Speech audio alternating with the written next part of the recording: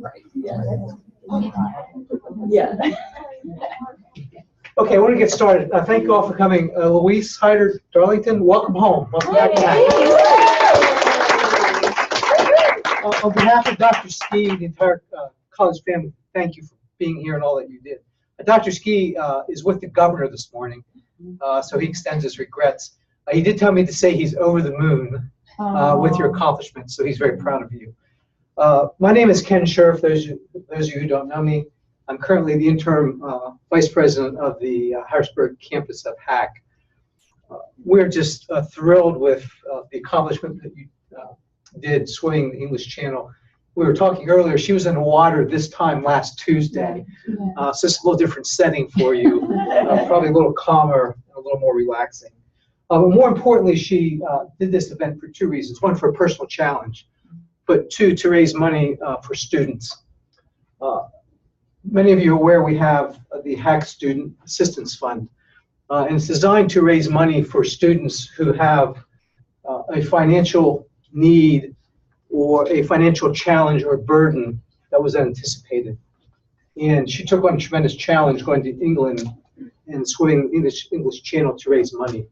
At last count, she's raised, her goal was $1,500. She's raised nearly $2,200. So another round of applause.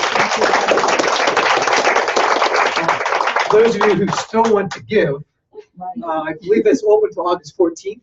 I think is the number that I have. So if you forgot to give or want to give again, I'm sure she'd be happy to accept that money.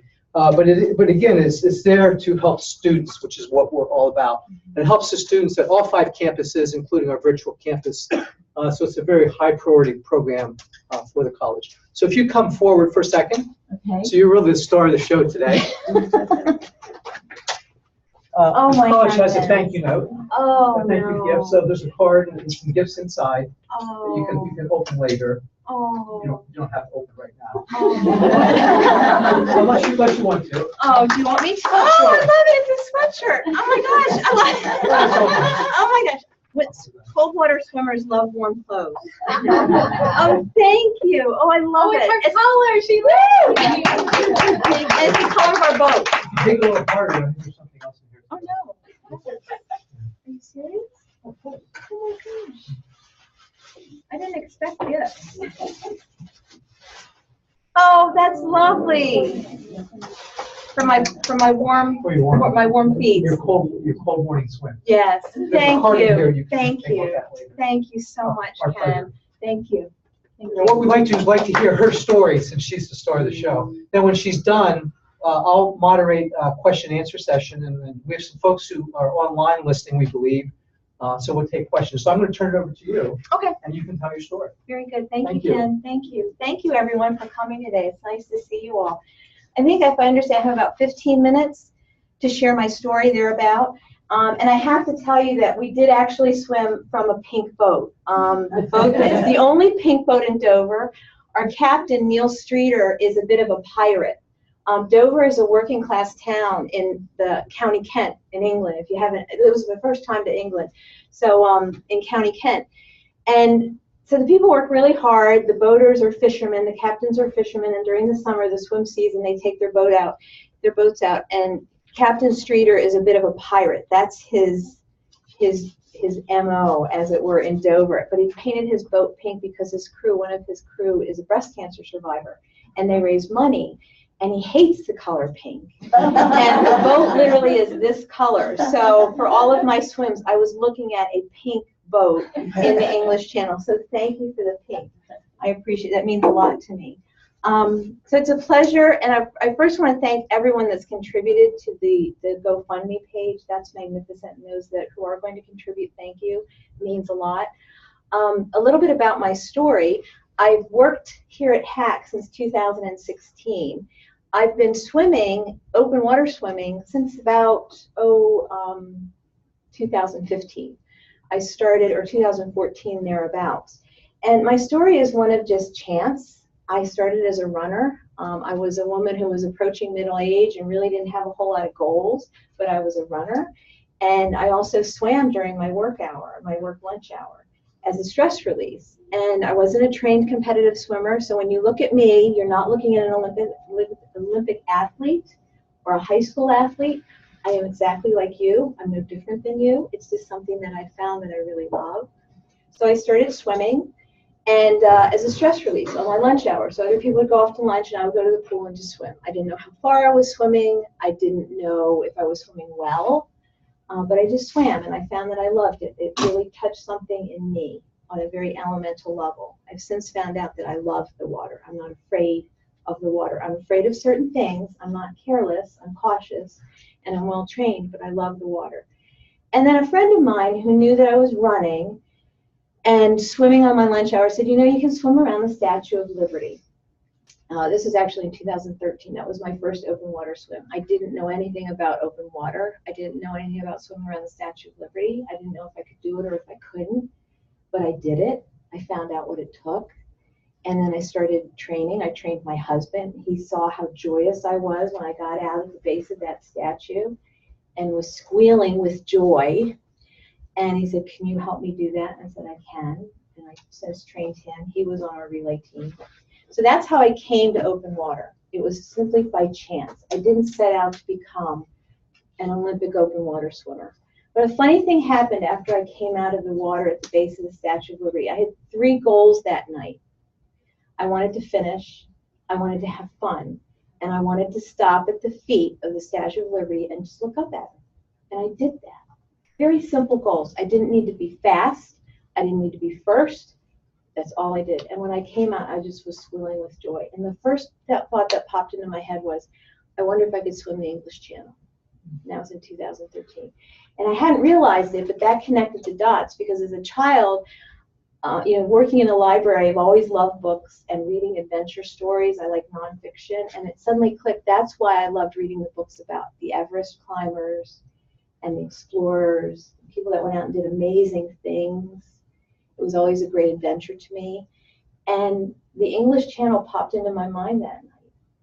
And so ever since then, I've kept thinking, what does it take to swim the English Channel? Could I ever possibly dream of swimming the English Channel?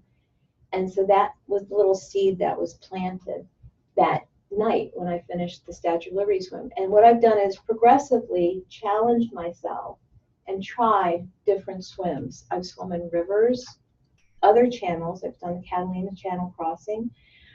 Lakes, I happen to love lake swimming. I've swum in ponds that weren't particularly delightful. We all are from Pennsylvania, so we know some of the Pennsylvania ponds are a little dicey. So I've swum in a lot of different kinds of water. I've swum in the rain. I have swum in snow, wind. I've swum in fog as a test. I went with a friend. We swam in the fog, which is very dangerous, but we knew where we were, and we were around shore at all times. There's certain conditions you don't want to swim in. Fog and lightning and thunder are those conditions. I swum in the high wind. I swum by myself. I swum with friends. I've swum with people that I can't talk their language, but there's a common language when you're in the water. You're just smiling. That happened in Dover when we were doing training swim. There's all these wonderful swimmers coming at you in Dover Harbor with English Channel dreams. And the one day after I swim, I bumped into a man, and he popped his head up, and I forget what he said. He said I think it was good morning, but I couldn't understand the language. I'm like, good morning. And he just gave me this big smile, and we hugged. So I've swum with people I don't know, and I don't even speak their language. So it's been delightful. So step by step, I've learned how to swim the English Channel. And we became a relay team because I wanted to swim around Manhattan. That was a big step for me. So in 2014, I gathered a group of swimmers, my husband being one, to swim around Manhattan. That's the first Triple Crown swim. There's 3 big swims, kind of like the Masters in golf or the Olympics. The open water Triple Crown is the Manhattan Island Marathon, where you swim around Manhattan. The Catalina Channel from Catalina Island to the coast of California. That's the Pacific Ocean. Very cold, rough, yes, shark-infested waters. And then the English Channel is the Everest of swims. And I now understand why that is, having done it as a relay. But I'm happy and excited about doing it next year as a solo in the English Channel. So we did, as a team, Manhattan. We did Catalina. And we had our sights on the English Channel. And it involved a huge amount of logistics, some of which I can share with you this morning if you'd like to know. And you really put a lot of faith in knowing your training, trusting your training, knowing the people around you, the support people that are there with you, whether you're a relay team or a solo. You can't do it by yourself. You can't.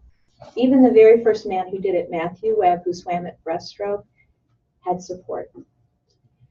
So without that team and that support, you can't do something this huge. So we set up our logistics, we got our tickets together, and this time last week we were lucky enough, we were one of only a few boats that got a very brief weather window. They've had very bad weather in Dover for the past several weeks. Very few boats have been getting out.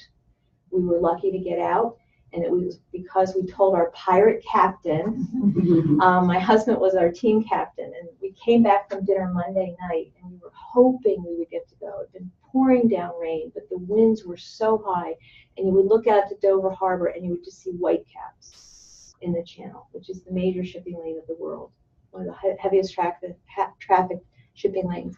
And we would look out in the harbor and think we just wanted a chance to go. And that was just us. All these other people from the world that had these dreams. So we sat in the back of the car, and I heard my husband talking to our pirate captain, and I heard him say, "We're ready. Let us try." And I could hear him talking to the captain saying, "You've got a very tight window, very, very tight. Can you do it?" And he said to Neil, he goes, "We can do it." And that's how we started our swim. So we all bundled up. We got up at 2 o'clock the next morning, bundled up and ready to go, got our feeds together. Feeds are what swimmers feed on and fuel with. We got our gear and got to the boat. And by 5:30 in the morning, I was in the water swimming to Sampier Hoe was the actual, they say beach, but it's a pile of rocks. I brought an example. The Dover beaches are literally just rocks. It's climbing a rock pile. And I swam to the beach. I cleared the water. I signaled that I was ready. And you hear, if you see any of the videos, you hear the horn is the boat, and the boat will signal the start. So you hear this, and I got in the water, and you start swimming to France, 20 miles that way. You can't even see it. And you just start swimming. It was the most surreal. You have the white cliffs behind you, and that's how we started, and we finished.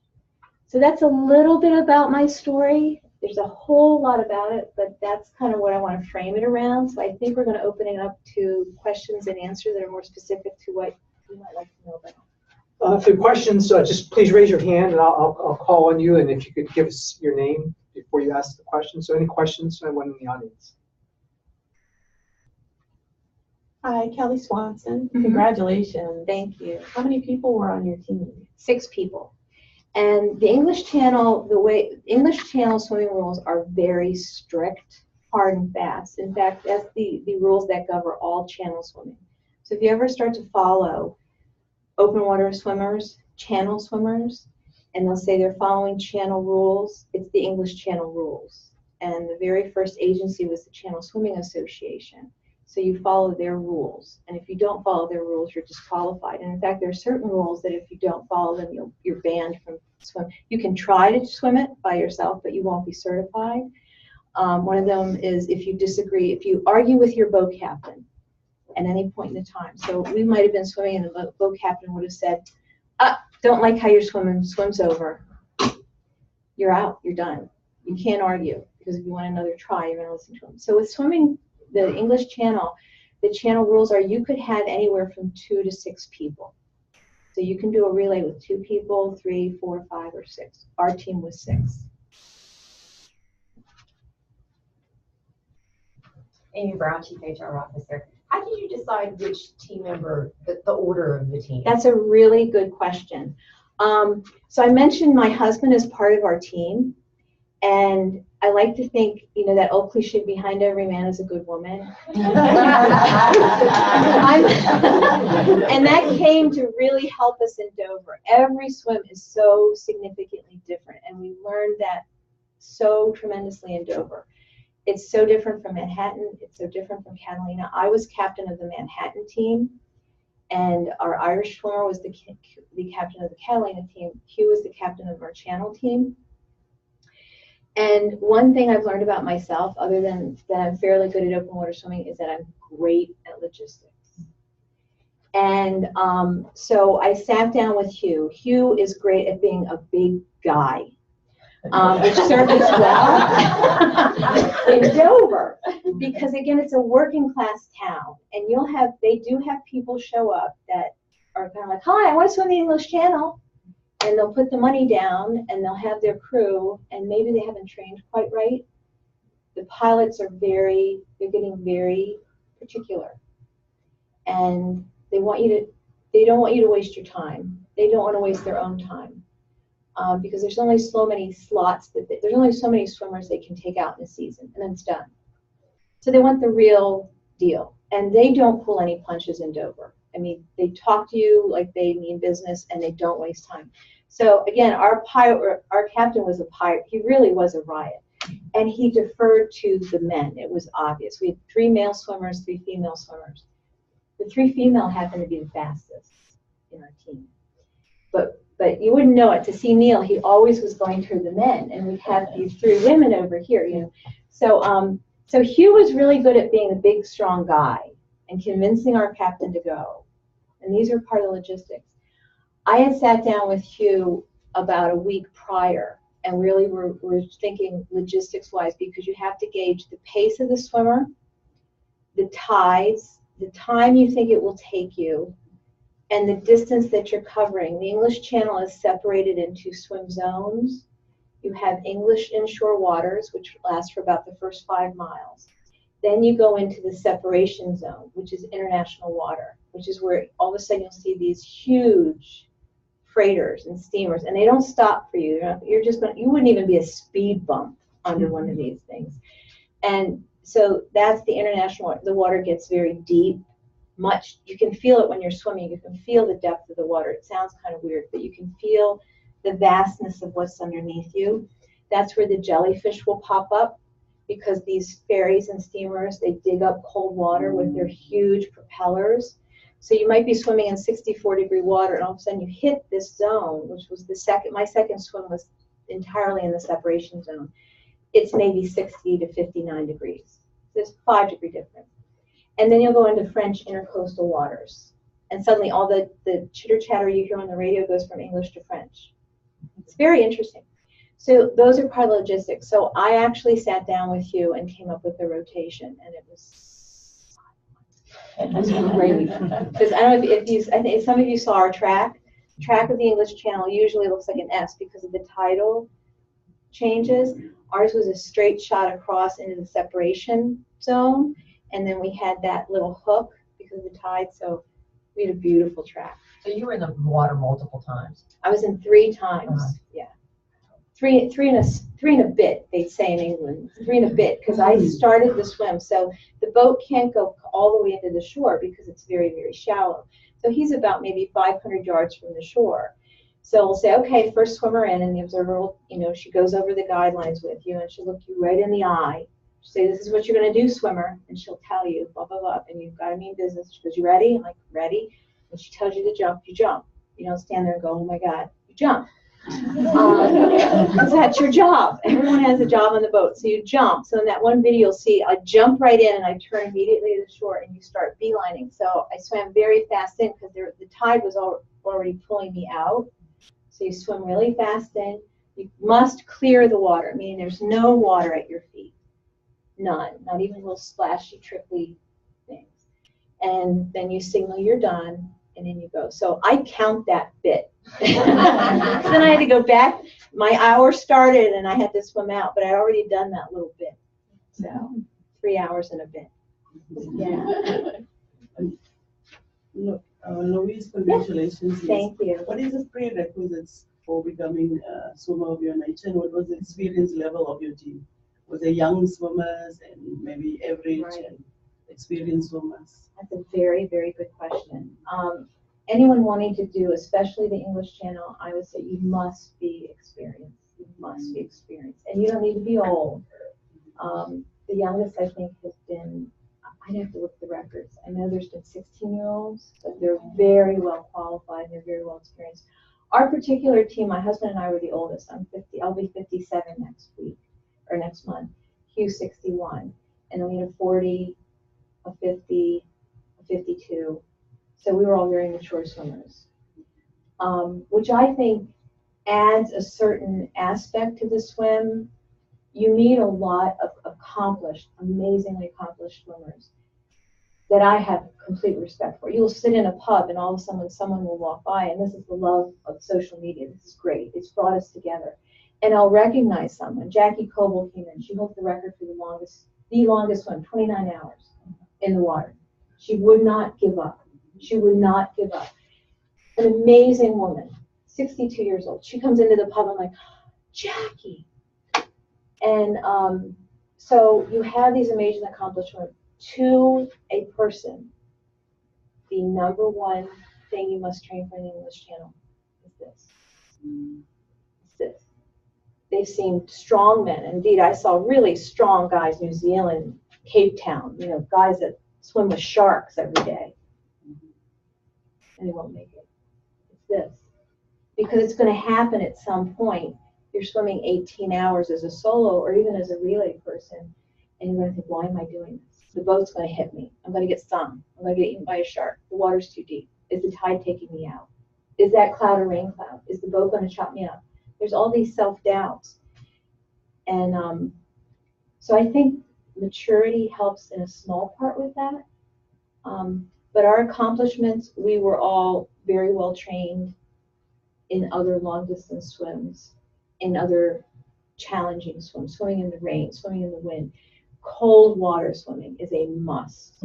I'm amazed at how quickly I become acclimated to cold water. The water did not seem cold at all to me. I got out and I was chilled, and right away you know how to train yourself. I think in the one video I said, okay, I'm done talking, I'm gonna go get warm. You don't let yourself get chilled. You go get warm, you keep the chills away, and you're fine. But we acclimate. So that's important. So all of us had that component. And we'd all worked as a team before. And that was critical. Our observer was so sweet. She said, I wanted you guys to finish so bad. I've never seen a team quite like you. We cheered each other on. It was bad. And when Nabil came out, our one swimmer, Nabil, was our youngest swimmer and probably our least experienced swimmer. He's from Morocco. And his stroke rate dropped. And the stroke rate is how many times you rotate your arms in a minute. And this is what the observers count. So within a minute, my stroke rate is 60. Nabil's stroke rate hovers around 50. So the observer, when you go in, she'll say, what's your stroke rate? I'll say 60. She goes, got it.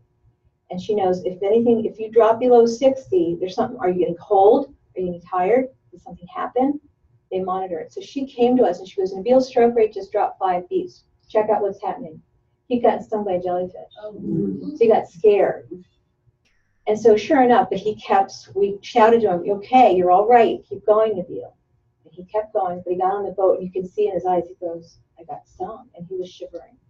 But he was our youngest, and we just said, you did fine, you finished your swim, you're fine.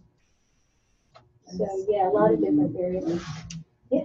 Yes, Patty Bud, first of all, let's say congratulations, that's great. You mentioned your team members. How did you meet, or where did you meet? Just through swimming and say, let's swim the channel? Yeah. It's a great story. Thanks for asking that, because this is the other thing I cautioned Megan and Morgan on. It's one of the things when you ask open water swimmers to talk about swimming, we'll go on all day. But that's one of my favorite stories. So I've done the Statue of Liberty, and this is honest. This is how it happened. And it kind of goes with my mantra, just say yes. Now, I've tripped and I've made some mistakes along the way, but I've tried to always think realistically. If an opportunity presents itself, say yes. Can I do it? There's 3 reasons you don't do something. You don't know how to, you don't want to, or you're afraid to. And I ask myself those questions. So I was at home and I get this email from a man I'd never met, but I connected with through Facebook. His name is Madhu Nagaraja in Ontario, Canada. I've since met him. I adore him. He has been a mentor to so many open water swimmers. And I'd done the Statue of Liberty, and he sent me a friend request, and I vet people. I kind of vet people. I don't just friend everybody. And he was a legitimate guy. And since then, he just always encouraged me for every crazy, do you think I can swim this? Yes, Louise, you can do that. You'll need to do this, this, this, this. And he was right. So I get this message from Madhu. Madhu, there's this girl, I forget, Sophia, I can't remember her last name. Sophia wants to put together a Manhattan relay. I told her to get a hold of you. I'm like chopped liver from central Pennsylvania. Like, why would he really, that's how I felt. I said to my husband, why would he do this? She's going to look you up, Louise. You get in touch with her. I'm like, okay. I respected Madhu so much. Sure enough, she contacted me. Hi, I'm Sophia. I've always wanted to swim around Manhattan. Will you help me? I didn't know anything about the swim. I said, I live 3 hours from Manhattan. I can help you. We started pulling a team together. I got on the Google group. There's actually a closed group, and somehow I finagled my way in. I pretended to be a channel swimmer, or because of my love for English Channel. Got into the Google group. They welcomed me with arms. I was polite and professional all the time in the group. I didn't post, silly stuff. And I posted in the group, I'm helping a person get together a Manhattan Island relay. Anyone want to do it? And I got people coming back to me. In the meanwhile, Sophia got a little nervous, and she said, I can't do it. I'm like, that's okay. So she pulled out. So I'm left hanging with this relay of people. And one of the people that responded to me first was this Irish girl, Michelle White, whom I adore. And she sent me, she goes, I need to do this swim. I won't go into her story. She's magnificent. I said, you're in. I didn't ask her how fast she was. I didn't care. I didn't care what she looked like. I didn't care anything. She said, I want to do this swim. She's one of my best friends. So she was the first one. And then I get this email from a gentleman from Messiah. We have an English Channel swimmer working at Messiah College. They're all kind of. He gets in touch, and I later called him, and he talks like he goes, Louise. This is his voice. Louise, it's Ted. I'm like, hi, Ted. Hey, I can't do Manhattan. I got to pull out, but I got a person for you. And he put me in touch with Jeannie, who is another Messiah local Mechanicsburg swim coach, one of my best friends. She's the one doing Butterfly in Dover Harbor. She got on board. And I got a gal from Illinois and a gal from working at the United Nations, Sophie Rutenbar. She joined. All these people I didn't know, they've since become dear, dear friends. And so that was 5. I had 5 women I'd never met before. And I'm like, I need a 6th person. And I went to Madhu. I need a 6th swimmer. Do you have any ideas? Who needs to swim Manhattan? And Madhu said, ask your husband. And that's how Hugh got into it. And Hugh has closed all of our swims. He's been the final swimmer. He brought us home in Manhattan. He finished our Manhattan swim at night under the skylight of Manhattan with the NYPD boats watching us. They could have stopped us at any moment. He finished our Catalina swim at the shores of Catalina Island, going through the kelp, and he finished the English Channel. Darn him. But I was thrilled. And Hugh always, it's funny, Jeannie was in the water as we approached Wisant Beach, and it was exquisite. We really worked hard on that swim, and we had suddenly the sun opened up, and it was a sunset on the iconic French beach. And Jeannie was in the water. Jeannie from Mechanicsburg, who's our phenomenal swimmer, and she was swimming to beat the band. You could just see it. And rules are an hour. And I said to my husband, he's a little passed out on the boat. And I said, Hugh, you're going in the water. This is what I meant about logistics. I've called every one of the end swims. I've called it. And he's like, goes, no, Louise, no. Jeannie's going to finish it. I know, there's only 100 yards to go. I said, no, you're going to get in the water. And sure enough, the observer came out. She goes, 5 minutes, swimmer on deck.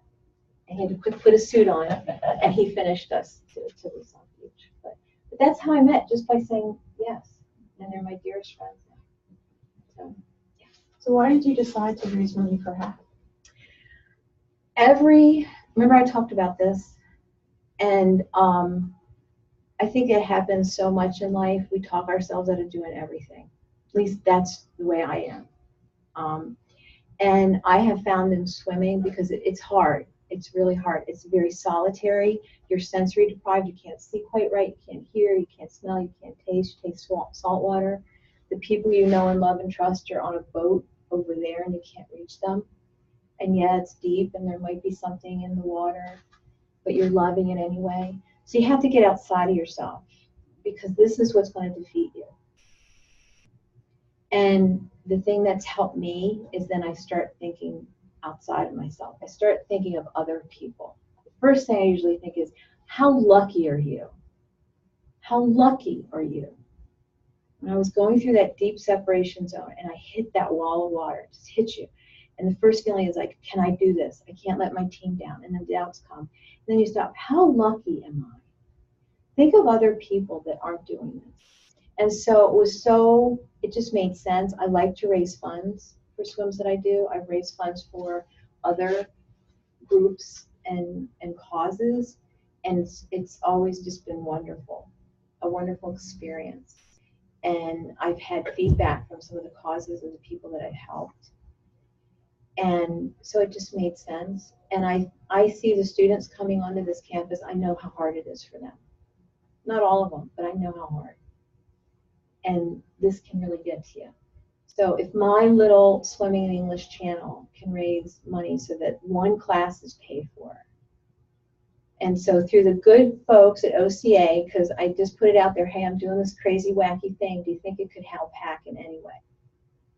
And luckily they said, yeah, we don't need new, it's not going to go to fund a sidewalk. It's going to fund the students. And I was happy, although a sidewalk would have been fine. I was real happy that it funded the students. So that's how I picked that. So that's a really good question.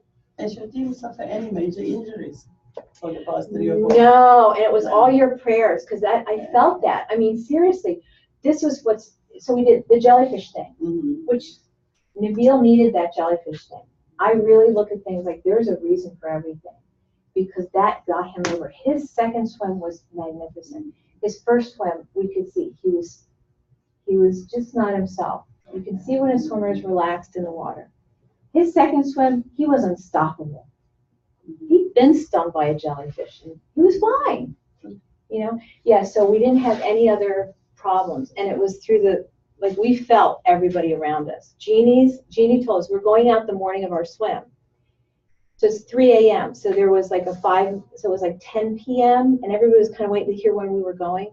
So Jeannie's the swim coach and she works with students. Messiah college students. She got a message. The students had coordinated a swim and they knew when we were going out and they were going to swim the whole time we were swimming. They got a group of swimmers. Nice. So and I said, oh my gosh, Jeannie, because I'm going to think of them swimmers. So it was all that support. I think that we had no issues. We were super, super safe. Yeah. Could you tell us a little more about how you trained and fueled for this? How much time do we have? We have about 7 minutes. Okay, 7 minutes. Okay. So open water training, it's the least glamorous sport on earth.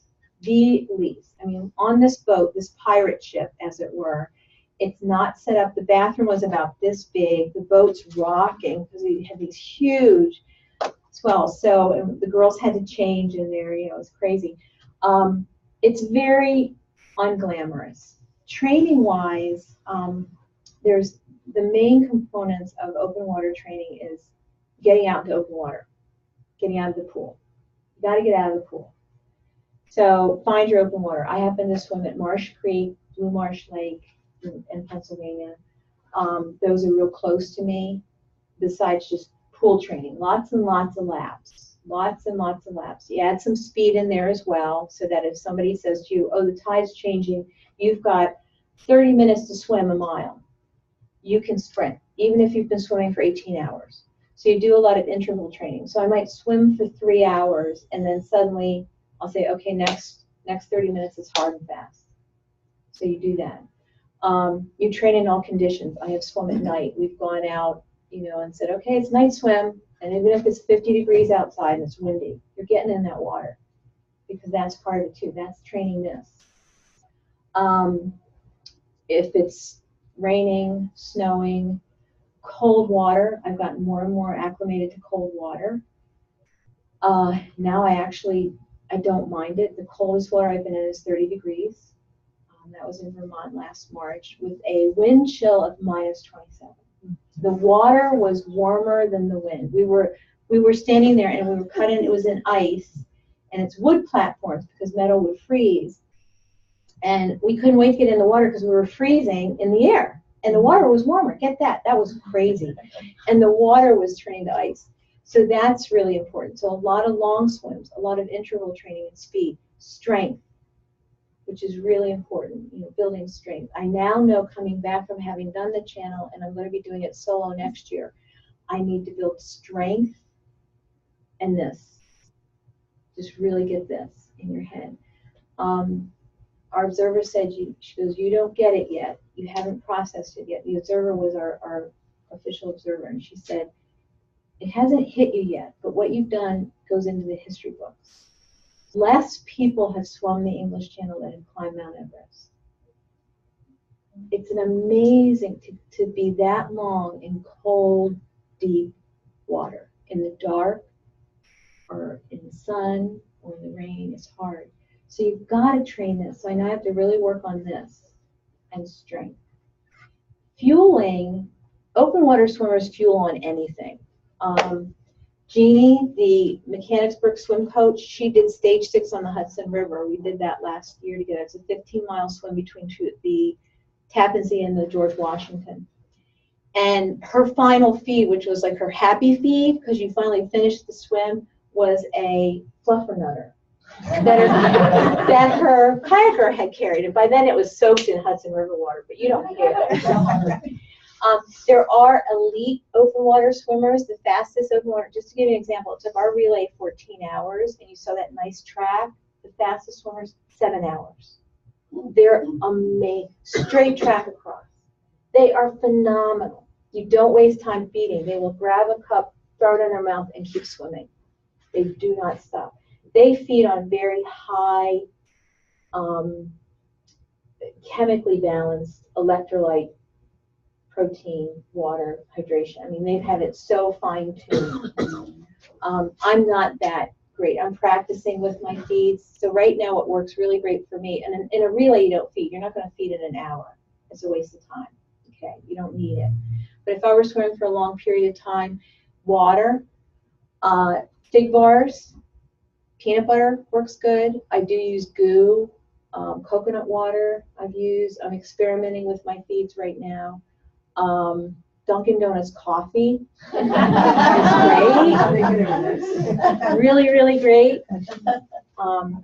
It's so funny because I just observed, I crewed and observed for a solo Manhattan swimmer. His name's Tom from the West Coast, and he asked me to be on his crew. So I was his crew and observer. So I was his crew, but I was also acting in an official capacity for New York Open Water, which oversees the Manhattan swim. So I'm in his boat. I'm like, Tom, and he's another pirate. He's another one of these pirate guys, like big guy, Like, so Tom, what kind of feeds do you want? And he's throwing like gummy bears, milk, Three Musketeers. I'm like, what is this? And he goes, just give it to me, Louise. Just give it to me. I'm like, okay. But his happy one, he goes, when I get into the Hudson, when I'm at the top of Manhattan, and I'm in the Hudson, I want coffee. I was like, okay, Tom. And sure enough, I gave him coffee. I put it in his feed, and I gave it to the paddler, and the paddler gave it to him. The paddler goes, way to go, Louise. He's glad you remember. I'm like, yeah. Because I want coffee. I want coffee in the Hudson. I'm like, okay. So it's all different, but that's what I feed on. I'm kind of practicing. So when you swim alone next year, will you take any breaks, or is it constant swimming? And how do you eat while you're in the water? How you do it, yeah. The pool, it's easy because you can have your feeds on the deck. Yeah. So you can do like your mile. Usually we feed every 30 minutes. It depends on the swimmer. The elite athletes, sometimes they'll they'll feed every 10 because you're burning. You burn about 500 calories an hour swimming. So you'll stop, you can do your feed, and then keep swimming in a pool. So you got your deck. In open water, you don't have that deck, and you're treading water constantly, which is another thing you have to train on. You'd asked about training, okay? So that's another thing you have to train on, because you actually, weird things happen. It's kind of like the men on the moon when they come back and they can't quite walk straight. When you're submersed in water, things happen. You Charlie horse very quickly. Because when you stand in a pool, when you stop to feed and you're standing, your muscles get to stretch. So it's good to have those long swims in the open water. You can do several things. On a shorter, longer swim, say a swim of maybe 2 hours, I can pack like a goo pack behind my goggle strap. And after about an hour, I'll stop and have a goo. If it's a really long feed, you can have a paddler with you and they can have the feeds for you. But if you're by yourself, that's the other thing. I always practice safety. Always. Please don't any of you get the idea you're going to be an open water swimmer and go jump in a lake right now, all by yourself, until you talk to me. Okay, so you have to practice safety.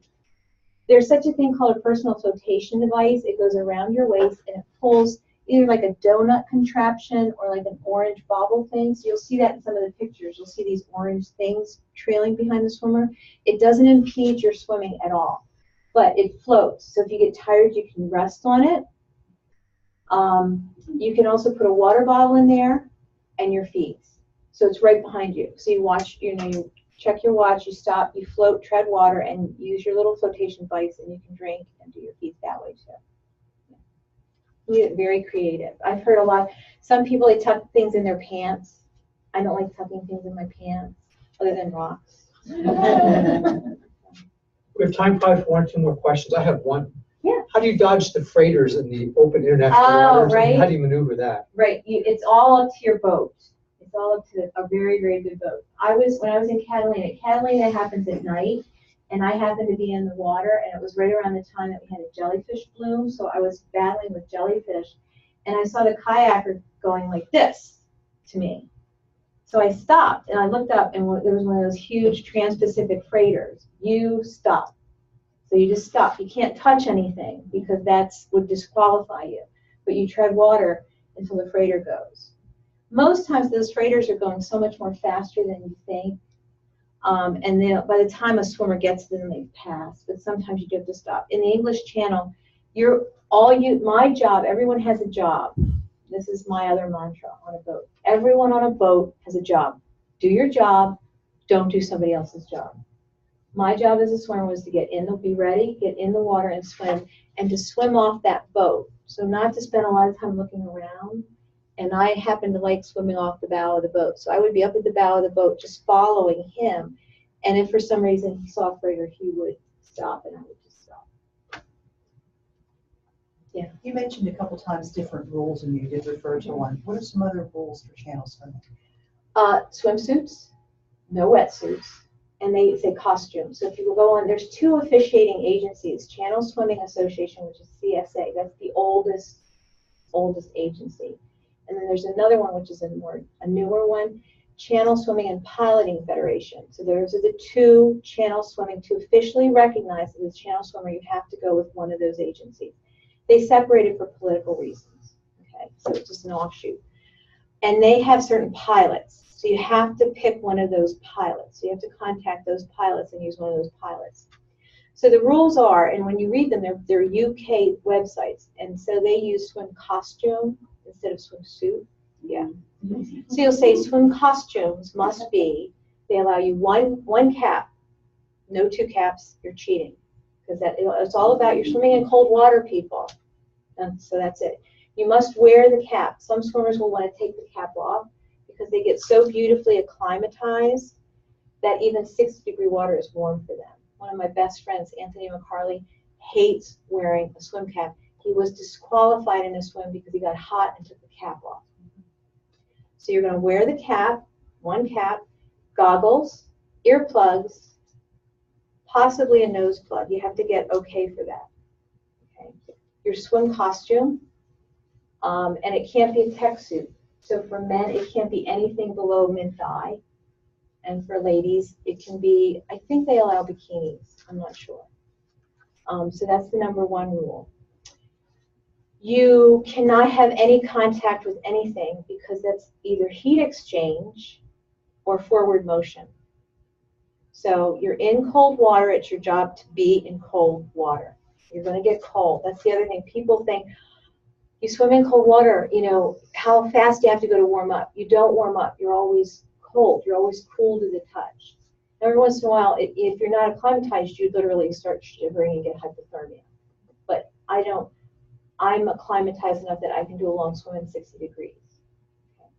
So no heat exchange. So even touching, like if Ken reaches out to give me a feed and I go like that, disqualified.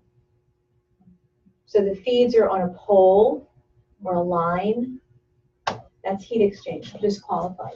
No forward motion. Again, if I hit can, by the hand, just like this, tap them when we did our relays, forward motion disqualified. And they mean business. Arguing with the captain again, there have been swimmers that you could literally be 500 yards off the coast of France. My good buddy Anthony, again, his captain thought he was hypothermic at one point as he approached France because his stroke rate had dropped. His stroke rate dropped because that kind of is how he is. He was fine, but the captain just thought he was hypothermic. It can be very scary when you have a cold swimmer. You can sink fast. So there's always a set of eyes watching you. That's the other thing about raising money for HACC and the support. You feel those eyes watching you. His captain thought he was hypothermic. He said, pull that swimmer right now. You can see France. There's France. So that's a rule. If you argue with the captain, if you're in the water and you say, I can keep going, disqualified. And they can also say, you're never swimming with this organization again. You argued with a boat captain. So that's a rule. I'm trying to think some of the other wacky rules. Whatever your boat captain says, our boat captain doesn't like poles on the boat or bananas. It's so funny. And so we're like, okay, no poles. You could show up and your favorite feed is a banana. And if the boat captain says, I don't allow bananas on my boat, okay, I'll find something else that's got potassium in it. Trying to think some of the other ones. Clearing the water is a big one. I found out how hard that. You really got to clear the water, unless it's dangerous. One of my buddies, Caroline Block, who just tried the two-way of the North Channel when we were swimming, day after we were swimming. She's a phenomenal swimmer. Her English Channel, she did the English Channel last year in 11 hours solo. She finished at night. She missed the point of France, and she went around the corner, which is all rocks and boulders, which is very, very dangerous, but her captain knew she could do it. She went to the boulders, and he allowed her to hang on to a boulder and wait till a wave came out, she said. So that's another, it's very fascinating. Very English. Very full of history. I think we have time for one more question. Did the time zone maybe affect you, flying from here to? It did.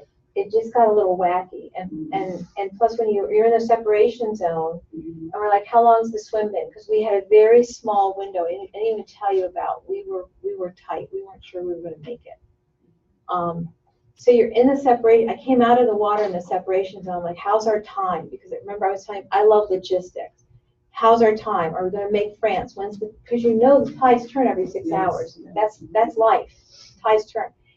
And how's our time? And they gave me the time. I'm like, how did we gain an hour? The French time. We crossed a time zone. And so it just plays with your mind. I'm like, and then I said, is it still Tuesday? I'm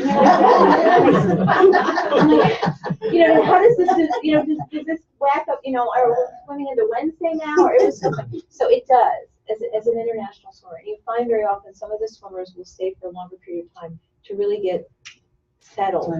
Yeah. Thank you very much. It sounds like we need to clear our schedules for about this time next year to have another party. Yeah. I can't wait. I'm so excited. Again, congratulations and welcome home.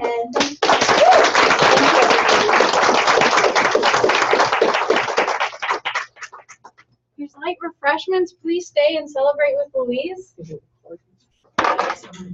Thank you so much. That was